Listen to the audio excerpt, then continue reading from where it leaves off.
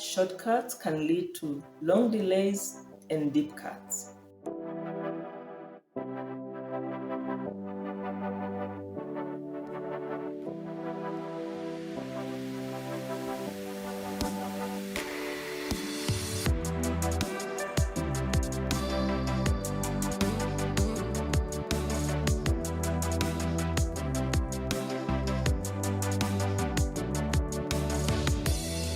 Welcome back. How are you doing?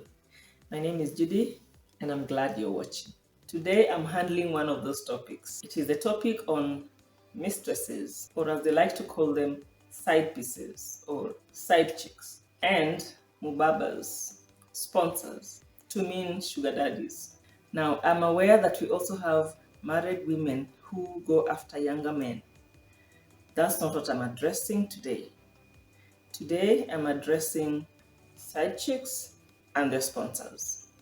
The reason why I'm addressing both the side chick and the sponsor is because it takes two to tango. We live in a society where the side chick is usually blamed for breaking the home.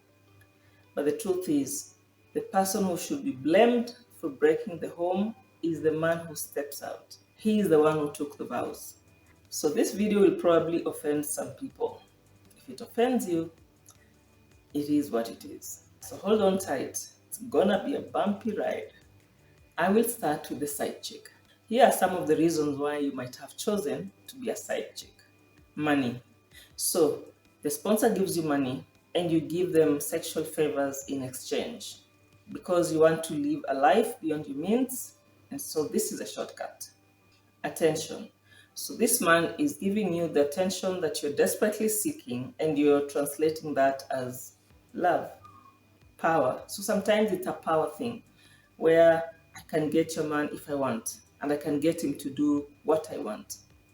Another reason could be you've started dating this man, you're deep in the relationship, and then you find out he's married. And instead of walking away, you're like, at this point, I've gone too far, I might as well stay. And then there are those who feel they're the right person for that man. So they're like, oh, he married the wrong person. She is not his type. She's stressing him. She's not the right woman for him. I am the right woman for him. I am their salvation. They will marry me eventually, and I will love them better. Now, on the other hand, the sponsor tells you exactly what you want to hear. So he'll tell you things like, I don't love my wife anymore. You are the one I love. She's a very bad person and she stresses me out. In fact, I'm going to leave her. I am only in the marriage for the kids. Now, whichever reason you're choosing to be a side chick, here is the truth. You are offering yourself on discount. Imagine a man walking into a jewelry shop. He sees this diamond, this beautiful diamond worth 1 million shillings. But he only has 10,000 shillings.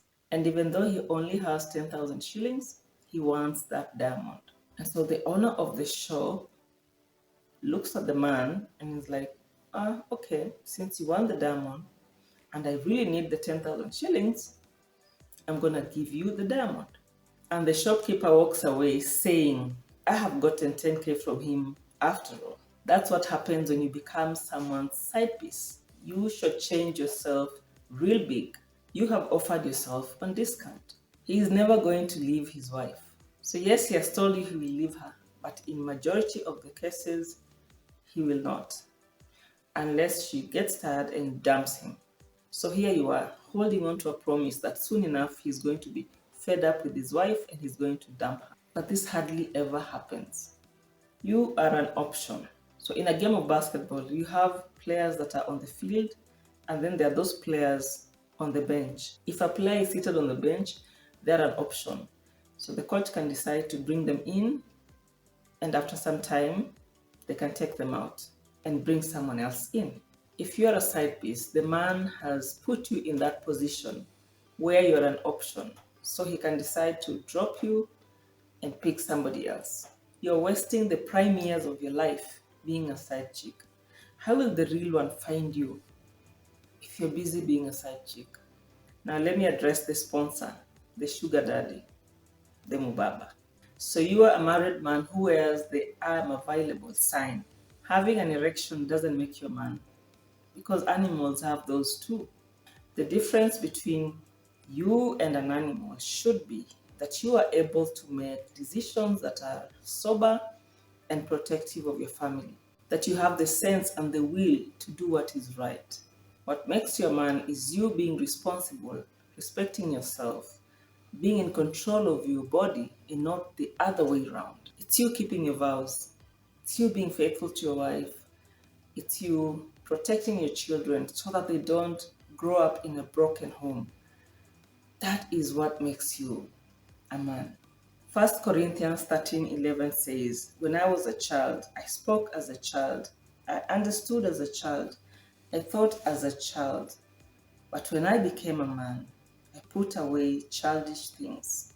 You're a grown man in your 40s, in your 50s, in your 60s, but you still behave like a boy. You are manipulative, so you manipulate your wife, you manipulate the side chick to achieve your own selfish desires. You don't value or respect women, so you don't see women as something to be valued, to be treasured, to be protected, to be respected. The Bible says that in the beginning, God put Adam in the Garden of Eden to tend and keep it. Tend and keep means you do what is necessary to keep in a good condition or to improve its condition. This means that you, the man, are supposed to be a protector, a preserver, an enhancer.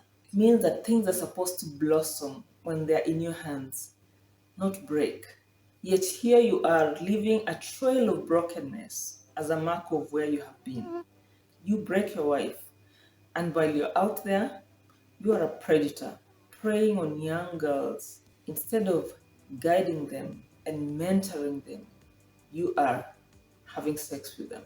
What you're doing is you are destroying the next generation. So when will you grow up and stop with the foolishness? I want to conclude by giving advice to the side chick. If you're a side chick or you're planning to be one, here is my advice to you. Being a side piece is not God's will for your life. You were never designed to be somebody's side piece. God made you to be the centerpiece of your man's life, not the side piece. You are a queen, and a true king will make you his centerpiece because he understands your value. He will make you his queen. When a woman understands her position as a queen, she will settle for nothing less than her king. She will not settle for a clown. Seek healing for your wounds and for your trauma. Sometimes our childhood trauma and wounds can cause us to have a low self-esteem and low self-worth, that we are desperate to accept anything in the name of love. Maybe you have daddy issues and you're seeking that fatherly love and acceptance, and you're seeking that love in all the wrong places. Ask God to heal your wounds. See a therapist, see a counselor. Just get help and work on yourself to get better. Know your self-worth. There is no way you can know your self-worth and be a side piece. Once you know your worth, set your standards. Love yourself enough to do what is right for you. And the fourth and last, pursue your dreams. So you want more, but you're going about it the wrong way. You're looking for a sponsor. You're looking for shortcuts. You want things quickly. But remember, shortcuts can lead to long delays and deep cuts. It can end in premium tears. So work hard towards your dream. Work hard towards getting your own money so you don't have to be at the mercy of a sponsor where you're accepting bad treatment just because they're providing for you. Learn to wait your turn.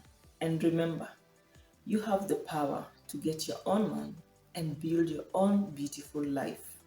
I pray this has blessed you. Thank you for sticking with me to the end. I will see you later.